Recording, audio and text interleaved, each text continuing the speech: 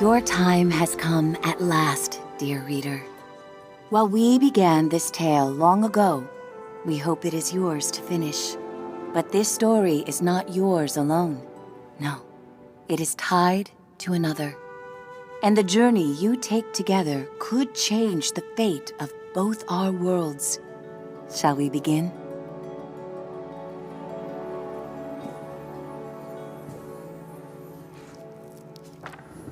They called it the Cinder Night.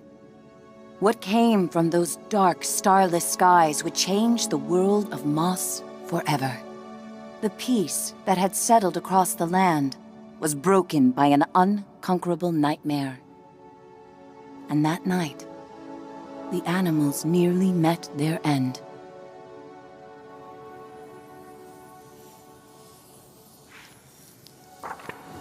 First, they killed the king. A winged creature broke from the shadows and plucked him from his royal bedchamber high atop the tallest tower. Next, the serpent Sarfog and the armies of the arcane tore up from the underworld. They ravaged the castle in search of that which gave the king power beyond understanding, one of the fabled glass relics.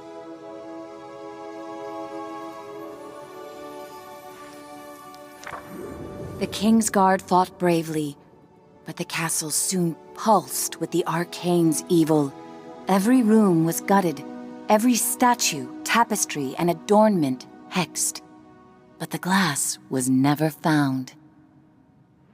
Even the reclusive sprites set aside their differences on that fated night. They sent a great champion, empowered by their own glass relic, to challenge the serpent and its steel army.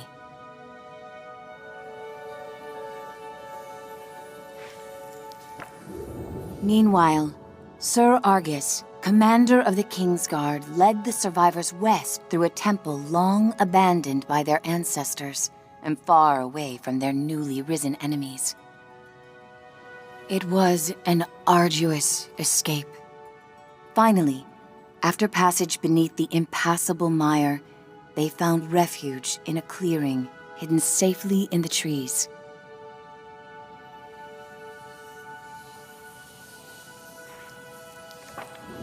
Argus charged back to join the sprite champion at the mire's edge. Together, they fought back the arcane and sealed the temple passage that led to the clearing. But the champion was gravely injured. Clutching his glass, he retreated deep into the forest where he drew his last breath. A large tree grew upon him. It stood many years in watchful duty, safeguarding the glass and awaiting its next hero.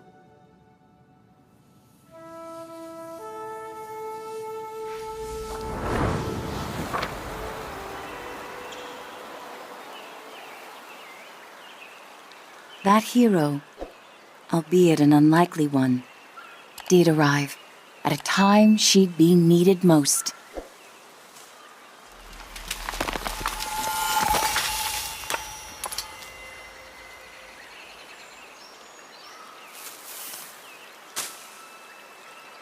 Quill was out adventuring beyond the edge of the clearing. Dusk was creeping in, but she wondered what she might find if she went just a little farther.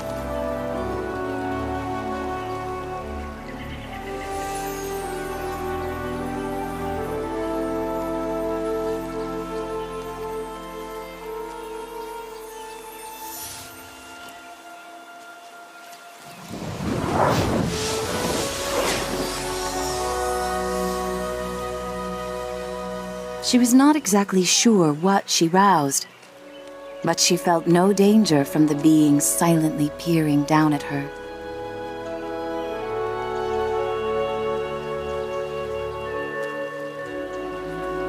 Quill had to hurry. The village gates would soon close, and night would follow.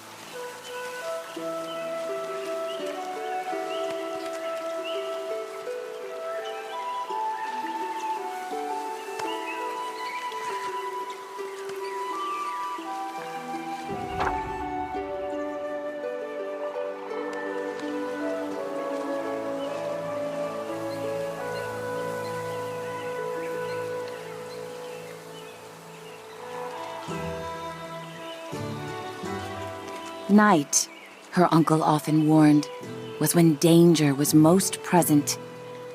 But Quill preferred the stories of the magical creatures that woke to protect the forest.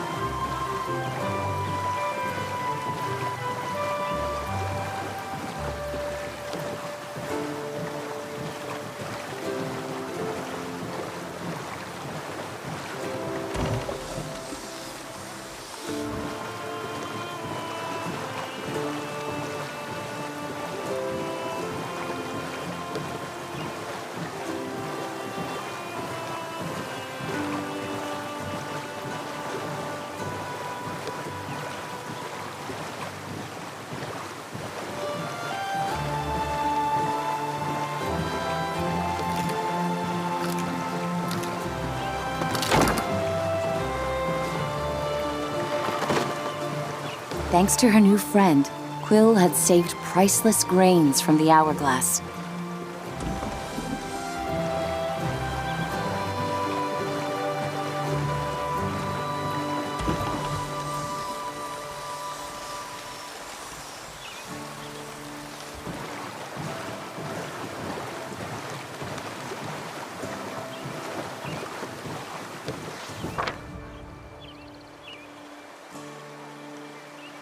She raced to the door of the cottage she shared with her uncle, hoping once he saw her discovery, he'd lose himself in tales of its legend.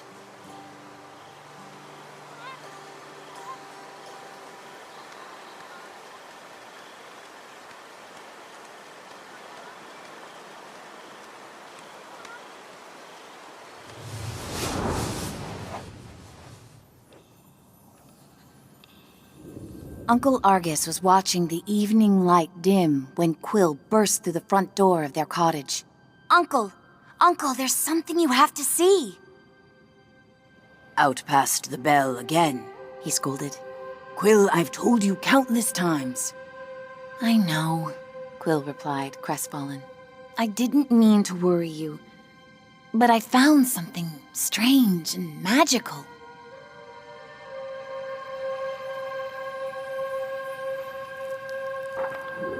Quill's hands trembled as she showed him the glass. What is it? She asked. A look of panic spilled over her uncle's stoic exterior. Where did you find this? Roared Uncle Argus. Quill had never seen her uncle so shaken.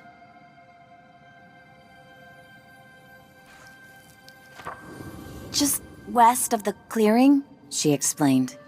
And as soon as I picked it up, something started helping me. Uncle Argus followed her motion. A reader? With you, here, right now?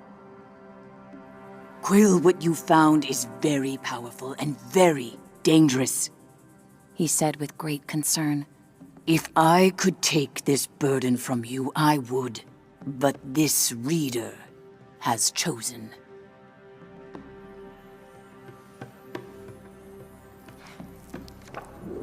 Even with the moon full and bright, I must go right away.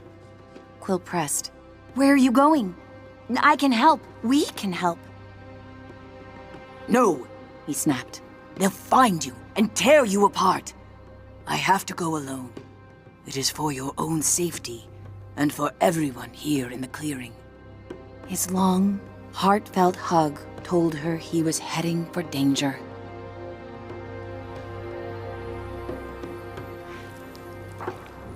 I'll be back before midnight.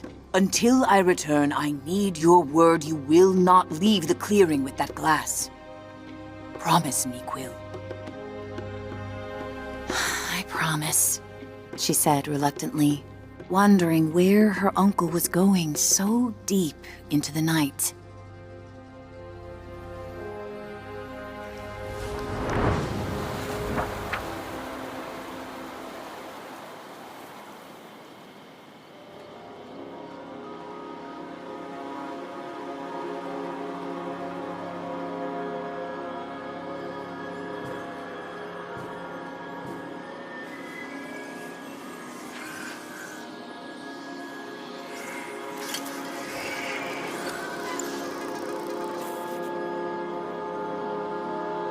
Hey, kid! Kid! Wake up! Hey, kid, over here! I know where your uncle went. I can show you. You're twofold now, very important. Bring that glass, and your sidekick too. We're going to need them.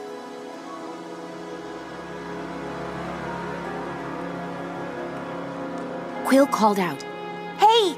Starthing, wait!"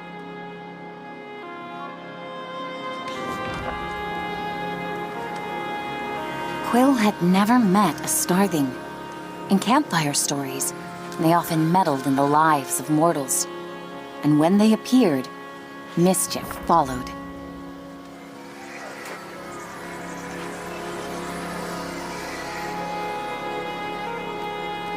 Passage through the eastern gate was strictly forbidden.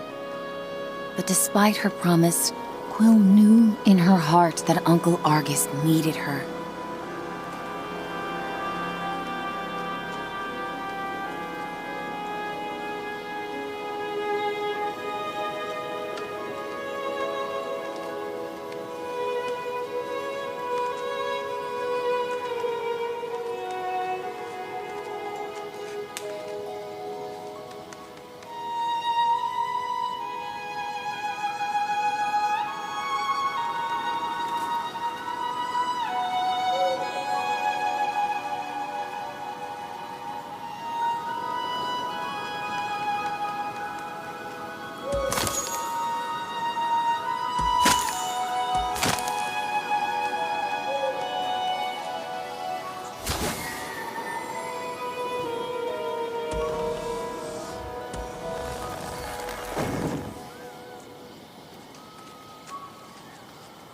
Quill demanded answers.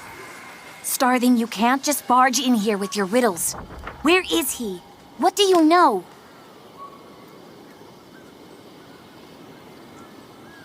The trouble your uncle's heading for is the kind only you and that silent giant up there can get him out of.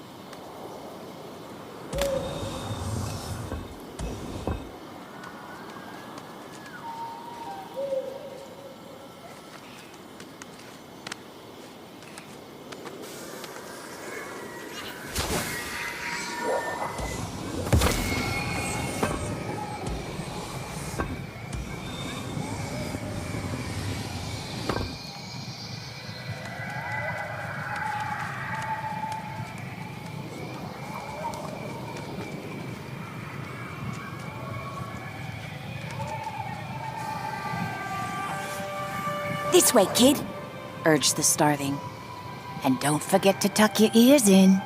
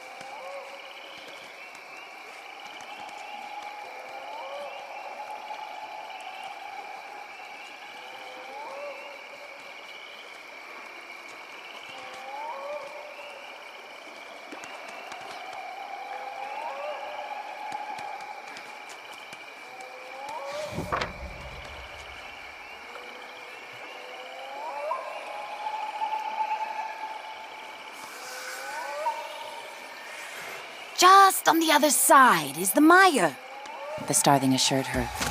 There's a good chance your uncle's still there.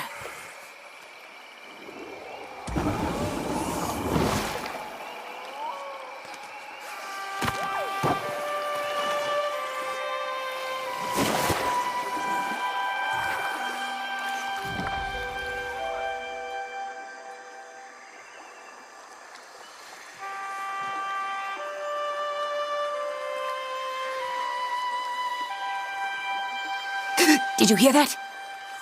The starling seemed anxious. I've ruffled enough leaves in these parts. I can't be seen with you. I'll catch up with you later. Just don't go and die on me.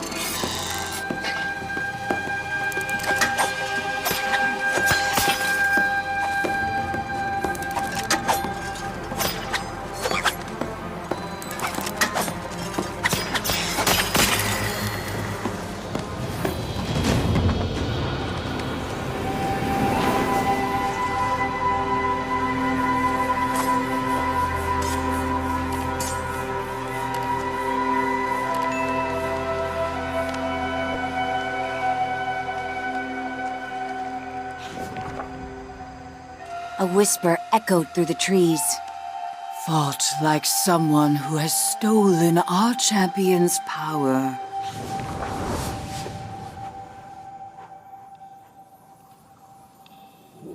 A small, yet fantastical band of sprites emerged, surrounding Quill.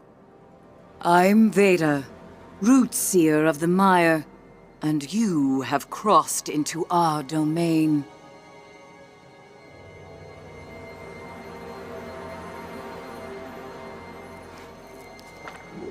She sized up Quill with a rueful gaze, then turned her attention upward. I sense you there too. I have not felt the presence of such a promising reader in some time. A youthful warrior marched forward. Rootseer, I'm prepared to honor our great champion's legacy. Rodent, give us our glass.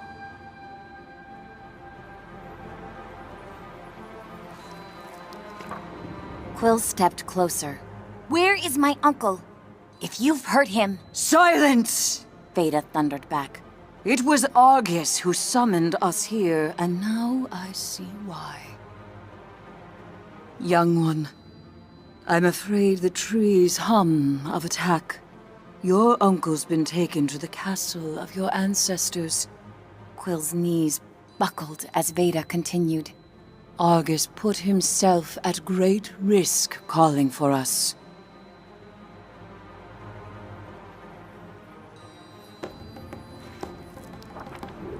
Your uncle once took a solemn oath to protect the glass of your fallen king. He is the only one left who knows where it's been hidden.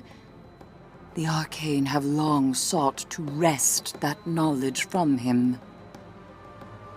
And you dare to cross into the mire with our glass? Sarfog will soon burn through this forest looking to tear you and your reader apart. Unless, of course, you find them first.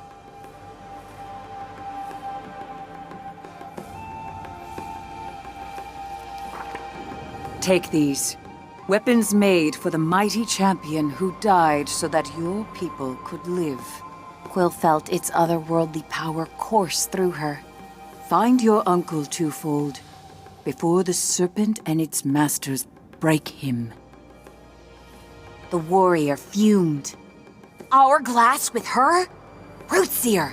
She's minuscule! Come now. The reader has chosen its hero. We must let their story unfold.